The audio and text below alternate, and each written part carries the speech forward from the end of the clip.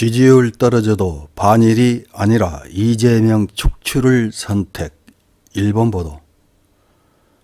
일본 언론들은 한없이 일본과 가까워지려고 몸부림치는 윤석열 프레지던트에 대한 관심이 많습니다. 지지율이 상승할 때보다는 하락할 때 더 많은 관심을 보냅니다.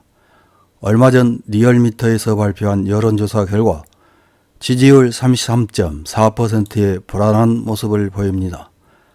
한국에서 프레지던트 지지율이 하락하면 반일로 돌아선다며 걱정하는 전주환 일본 대사 출신 평론가 무토 마사토시가 겐다이 비즈니스의 지지율과 관련된 기고문을 기고했습니다.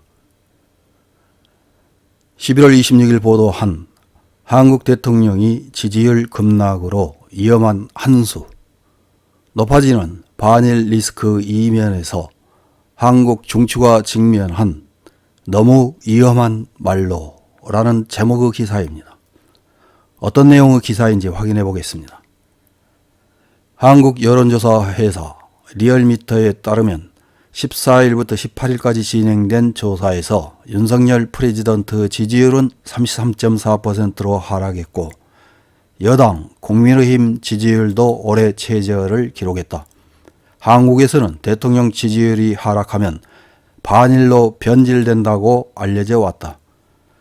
역대 정권은 임기 후반에 지지율이 떨어졌을 때 반일적 성향을 보이는 경우가 많았기 때문에 이것이 일본에서는 정설이 되고 있다. 그러나 윤석열 정권이 선택한 길은 반일이 아니라 이재명 더불어민주당 대표의 축출이었다. 대표가 된 이재명 씨를 축출함으로써 더불어민주당을 궁지로 몰아넣으려는 전략이다. 윤석열 정권에 있어서 최대 현안인 경제회복은 역풍이 불고 있다. 여기에 이태원 혼잡 사망사고의 실수가 겹쳐 지지율이 한층 낮아졌다. 국회에서 민주당이 다수를 차지하는 가운데 지지율 부진은 치명적이다. 그래서 이 사고가 정권에 미치는 영향을 완화하기 위해 민주당의 비리를 폭로하고 타격을 줌으로써 맞불을 노리고 있는 것이다. 비리 추궁으로 민주당이 내몰린 가운데 당의 단결이 흔들리고 있다는 징후는 있다. 그러나 이재명 씨 추궁에 민주당이 반발함으로써 정권에 대한 공격을 강화할 가능성도 있어 위험한 도박에 나선 셈이다.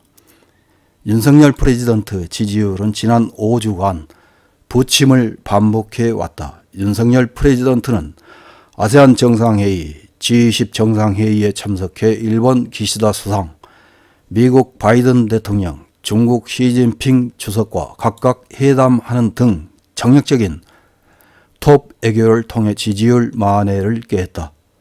한미일 정상회담에서는 잇따른 북한의 탄도 미사일 발사에 대항하기 위해 미사일 경계 정보를 리얼타임으로 공유하기로 합의했다.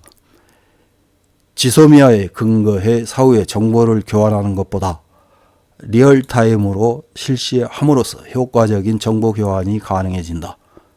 한미 정상회담에서는 북한이 어떤 형태로든 핵을 사용할 경우 한미는 가능한 모든 수단을 활용해 압도적인 힘으로 대항한다고 재확인했다. 이것은 북한에 대한 강렬한 메시지다. 기시다 후미오 수상과는 3년 만에 정식 정상회담을 했다.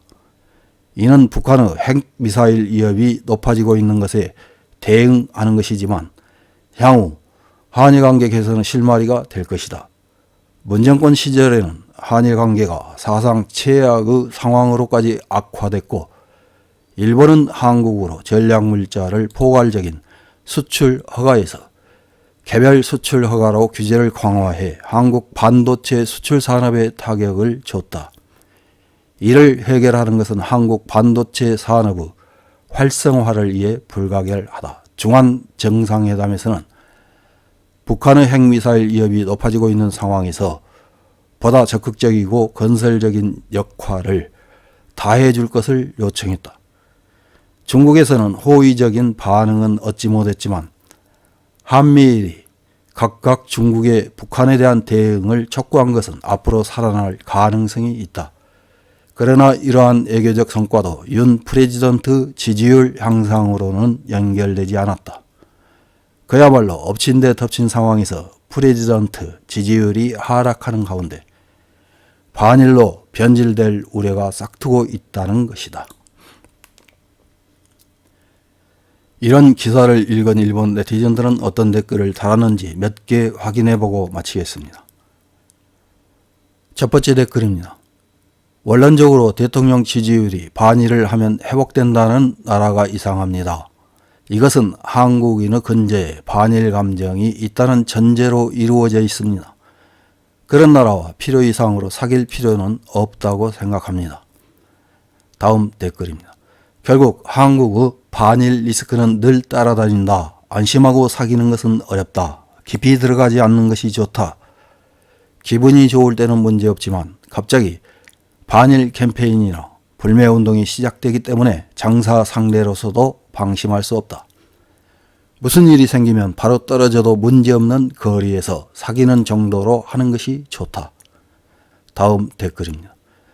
결국 여론을 악원으로 하기 위해서는 반일 활동밖에 없다는 것이다. 이래서는 언제까지나 개선은 바랄 수 없다. 우선 반일 교육을 그만두고 전 국민이 현실을 받아들이는 것부터 시작해야 한다. 다음 댓글입니다. 좌파 정권의 허술한 정치로 파괴된 한국 경제의 책임을 현 정권에 떠넘기는 것은 무상하기 짝이 없습니다. 전 정권을 택한 국민은 반성의 조각도 없이 현 정권을 탓하는 추태를 보인다면 민주주의는 올 것 같지 않습니다. 다음 댓글입니다. 검찰 출신이면서 문재인을 아직 체포하지 못한 것이 지지자의 불만으로 큰 것이 아닐까? 문정권에 배반당한 사람들이 주된 지지층이겠지만 그만큼 비리고 뭐고 하고 싶은 대로 했던 전 정권의 패거리가 아직도 태평하게 바깥 세상에 있는 모습은 참을 수 없을 것입니다. 우선 할 일을 합시다. 다음 댓글입니다. 이웃나라는 모두 반일이 통상운전.